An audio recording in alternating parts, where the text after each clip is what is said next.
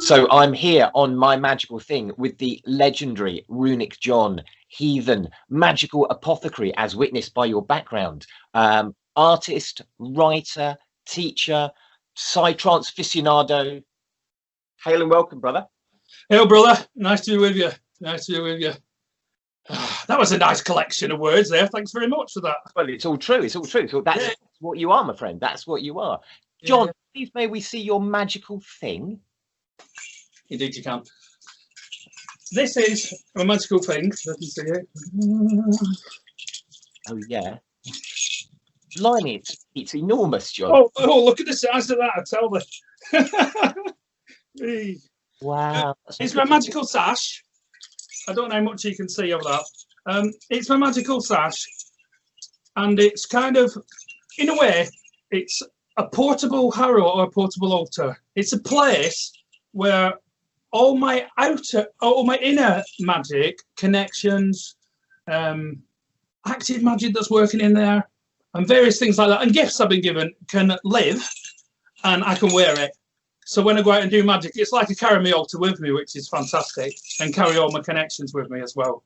And I just thought it's probably, yeah.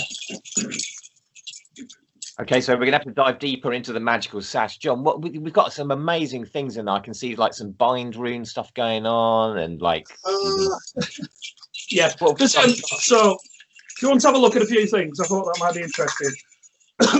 So this one here.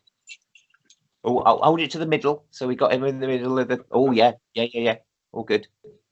This is where what I call my primal ancestor lives. So.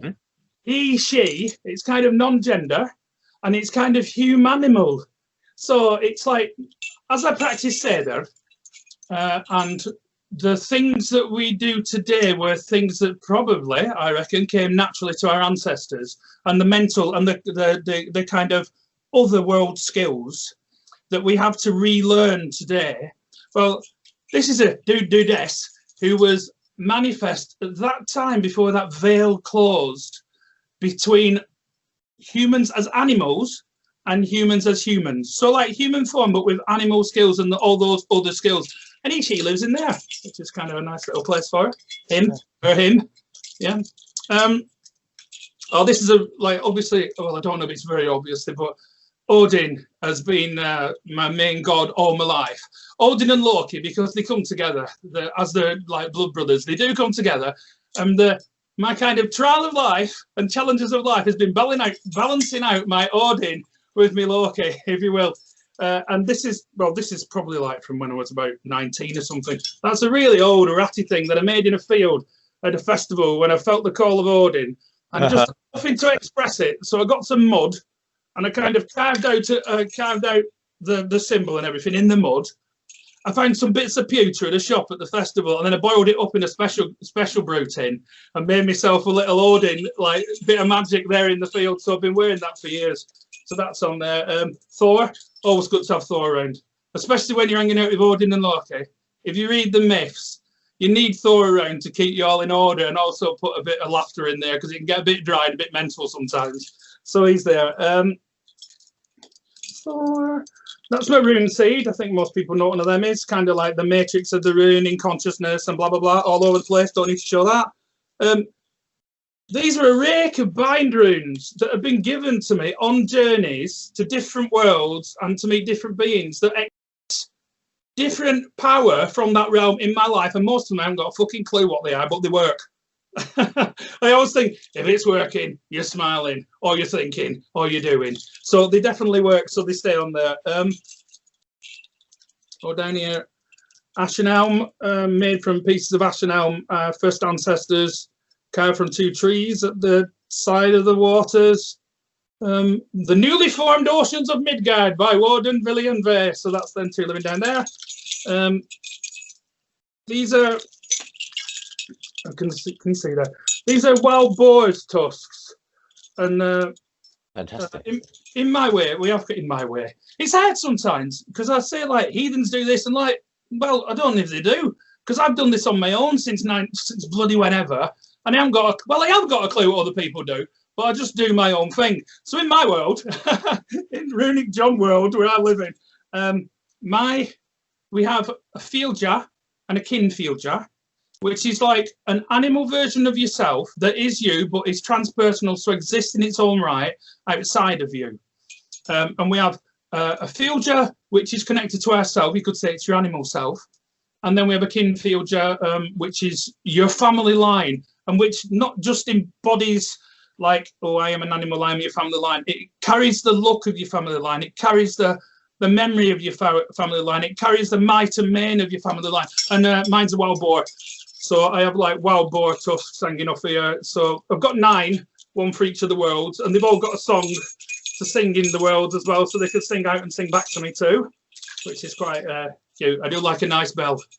And I can hear the music. I can hear the song of the sash itself. Yeah, absolutely, man. It does sing. It's got a nice voice. It loves to sing. We all love music. So down here it gets a bit. So this is kind of interesting. This is a plastic thing, which I found somewhat. Right in the middle. So you got it. Oh yeah, got it. Oh yeah. Can you see in there? There's like a hornet. So I was having a time with Loki and a load of his serpent people that came into my world, and they said, "Do you want to be in my world?" And I was like, "Yeah, I want you to be in my world." They said, "We're going to rip it to bits and go and get it ripped." They said, "We'll do it for the best." I said, "Get it ripped for the best." That's always a good thing, even though it's not easy in the middle of the storm. And I was walking down the road one day, and I was thinking, like, fucking hell, I think I've had enough of Loki and his gang ripping things up. And I walked down the road, and I looked down, and there was this hornet contained in plastic, which is kind of in resin or whatever it is. And in one of the myths, where eventually all the magical items of the gods are made, during that kind of myth, Loki turns himself into a hornet and stings one of the dwarf blacksmiths on the face. So this is kind of like Loki contained for a bit. He don't stay in there very long, but that's Loki contained. These are more wild boar, and these are prayers to the ancestors. These are all over trees in this forest near us at one point, and I kept a few to carry around with me wherever I go, so I could take my prayers to the ancestors, everywhere I go in my life. My cat lives in there. When my cat Shadow died, I'd had it for a long time, and it really didn't want to go away. And I just kept seeing it everywhere. And there was this black obsidian that was hanging around on my harrow on my altar, and it was like, "Can I live in there?" And I was like, "Fair enough, you can live in there." So it kind of Shadow lives in there, but Shadow lives everywhere as well. But that's got my cat in there as well. And these, so in the middle, I'm getting it now. Okay. So 9 snakes, and I think we all have magically, whether we know it or not, what I call my spiritual exoskeleton. And it's kind of like that part of yourself that is otherworld, but is always around you and is literally like constructed around your being or manifest around your individual being. And part of this, oh God, sometimes when I'm walking down the street, I think, if anyone with the sight came down this street now, they'd think I had a fucking zoo with me, because I've got so many animals and different kind of beings wandering around. But inside me live 9 snakes, and they're black, red and white.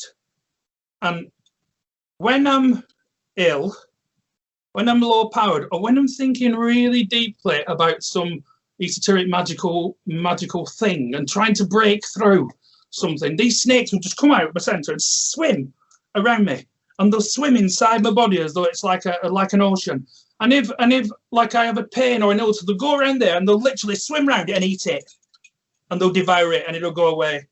And I kind of like to come out as well, stay in. Most of the time they're in me, but they do like an expression outside of my body. So they're kind of 9 snakes that live inside me, as you do on the morning. Yeah, absolutely.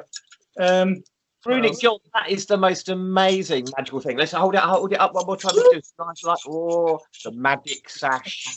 It's actually worn, as it should be, as a sash. Yay. They all love psytrance as well. Everything on it loves a nice bit of psytrance. I did a hand fasting in Wales, and I was like, obviously, I was dressed up in my full gear and stuff, as you do, making an effort. And I was dancing around with this on, and they fucking loved it. Psytrance, yeah. Brilliant. John, Yeah. with the screen, my brother, thank you so much, man. That's really, really appreciated. You look after yourself. Thank you for sharing your magical thing with us. Thanks for having me, brother. Thank you very much, and you too. Speak to you again. Go well. Yeah, you too.